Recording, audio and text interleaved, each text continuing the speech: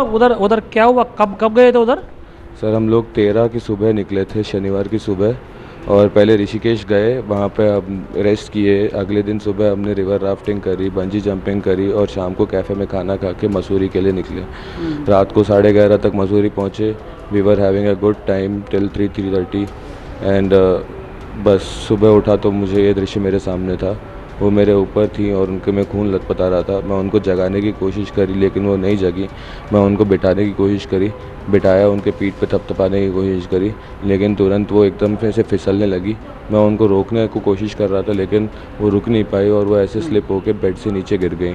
और मैंने उनको तुरंत पहले तो देखा और मैं शॉक में हो गया। मैं समझ में नहीं आया, मैं बहुत ज़ोर ज़ोर से चिल्लाने मतलब लगा। उस दिन आप बर्थडे था आपका? जी, मेरा 14 तारीख को बर्थडे था। संडे को मेरा बर्थडे था। हमने 13 तारीख की रात को जब ऋषिकेश गए थे तो लक्ष्मण झूला पे जाके उन्होंने मुझे लक्ष्मण झूला पे लेके गई। लाइटिंग वगैरह सब कुछ था, उन्होंने मुझे विश किया।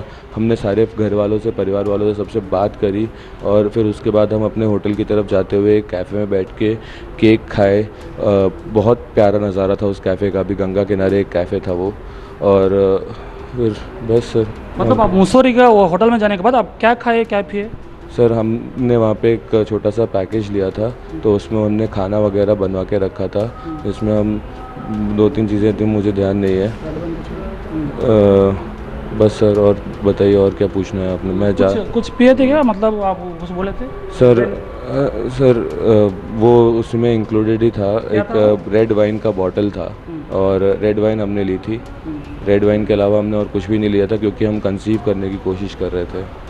बोलिए, आप जब शादी हुआ, मतलब అంటే నవంబర్లో మీకు మ్యారేజ్ అయింది, అప్పటి నుంచి కూడా రాధా గాయత్రి అంటే అనుమానాలు వ్యక్తం చేస్తున్నారు. ఆమె బ్యాగ్లో ట్రాకర్ పెట్టారు, వీడియో కాల్స్ చేస్తూ ఎప్పుడు అనుమానించేవారని ప్రధానంగా మీపై మీ అత్తమామలు చేస్తున్న ఆరోపణ. దానికి మీ సమాధానం ఏంటి? సార్ నేను ప్రస్తుతానికి దాని గురించి ఏమీ మాట్లాడలేను. వాళ్ళు చాలా దుఃఖంలో ఉన్నారు. వాళ్ళ 27 ఏళ్ల కూతుర్ని పోగొట్టుకున్నారు और ऐसे में मैं उनको और कुछ भी नहीं कह सकता एक्सेप्ट फॉर उनसे क्षमा मांगना कि मैं उनकी बेटी को बचा नहीं पाया। वो उनकी बेटी थी तो मेरी भी वाइफ थी, है ना।